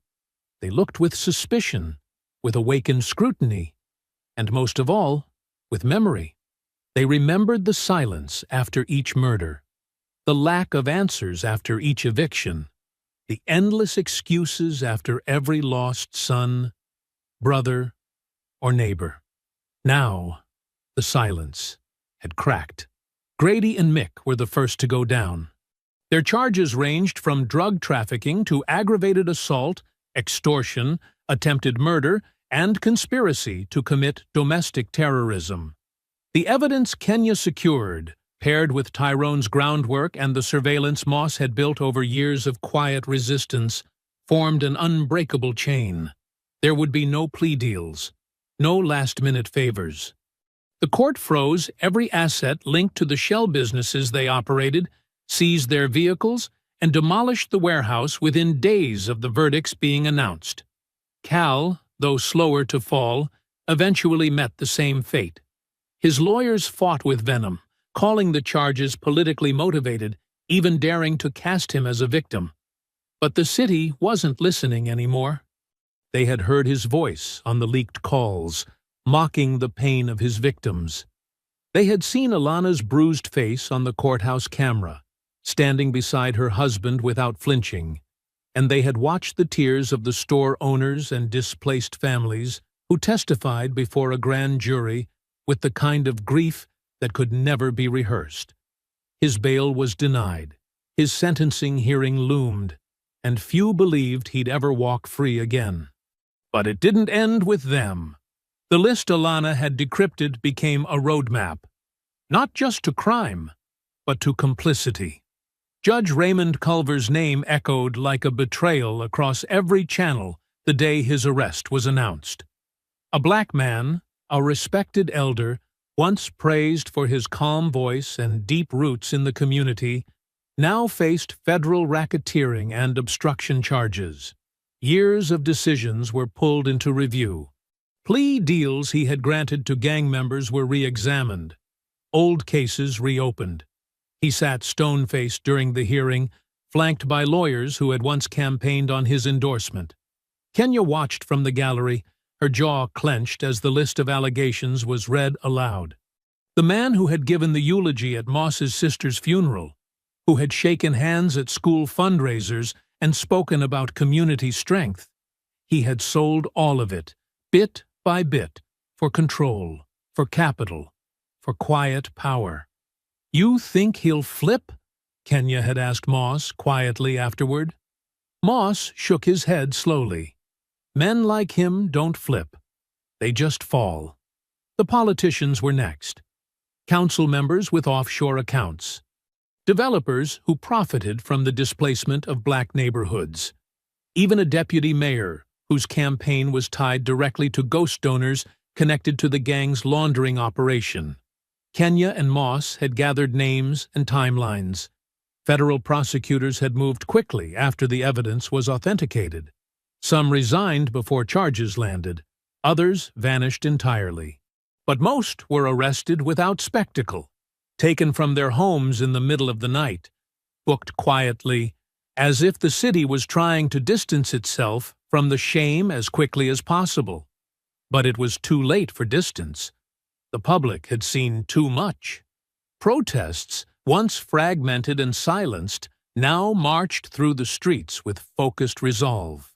They held signs not just with names of the fallen, but with the faces of those who had betrayed them. No longer shouting into the void, the people were demanding systemic change backed by evidence, and this time the city could no longer look away. Tyrone never attended the trials. He didn't need to. He had done what he came back to do. Most days he spent in quiet repair, rebuilding the back porch, helping a neighbor patch up a roof, or simply sitting beside Alana as she read in silence, her head resting gently against his shoulder. They didn't talk about the baby often, but the pain had settled into something less jagged, something that lived between them, not as a wound, but as a quiet, sacred bond. The memorial in their yard remained untouched. The folded blanket never moved, the soil beneath it freshly turned once every month. Kenya kept working cases. She wasn't done. If anything, this had shown her how deep the roots went, how many others needed justice. She carried her cousin's memory into every interrogation room, every court filing. Moss was at her side through all of it, quieter now, but resolved. He had waited years for this storm to break. Now that it had, he wasn't letting the sun go down on it too soon. One evening, Alana stood by the window, watching the sun set behind the distant skyline. Tyrone approached from behind, placing a gentle hand on her back, and for a long moment they just stood there in silence, breathing in the stillness. "I'm not angry anymore," she said, her voice soft but clear. Tyrone nodded. "Neither am I." It didn't mean they had forgotten. It meant they had survived. And the city, for the first time in years, finally looked ready to remember. The morning air was cool but still, the kind of quiet that didn't demand words. Dew clung to the grass in soft beads, catching the early light in scattered fragments. Tyrone and Alana stood side by side before the small memorial stone, its edges worn smooth from the touch of time and rain. The blanket she had laid weeks ago remained folded at its base, undisturbed. Tyrone's hand rested gently in hers, fingers entwined not just in comfort, but in something deeper. Shared loss, shared endurance. Alana's eyes didn't blink against the wind as she reached up and placed her palm against his chest, feeling the slow, steady beat beneath her hand. Her voice was quiet, but steady. "It's over." Tyrone stood still for a moment longer, his eyes fixed on the name etched in stone. His voice was low, measured, and not without grief. "No," he said softly, "but it's quiet now." They didn't stay long. They never needed to. The act of coming together, of standing as one before what they had lost, wasn't about ritual. It was about marking the space, reclaiming it from violence, from silence, from fear. They turned together, walking back toward the car without speaking again. What needed to be said had already been carried there in the weight of their silence. In the weeks that followed, the headlines continued. Kenya Rollins, after years of going unheard, was promoted to lead the newly formed anti-corruption task force, her name spoken now with respect instead of resistance. Moss submitted his retirement papers not long after, choosing peace while he could still enjoy it. He left with no press conference, no speech, just a box of files and a look in his eyes that said he had given enough. Cal, Mick, and Grady all faced federal indictments. Their mugshots flashed across news tickers, stripped of swagger and menace.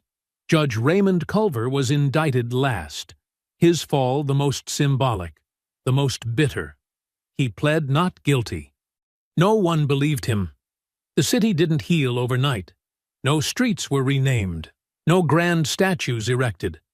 But the fear that had once crept beneath every interaction had started to crack. Meetings filled, petitions circulated, eyes stayed open. And slowly, block by block, the town began to shift. Not fixed, but exposed. And that, for now, was enough. I hope you enjoyed that story.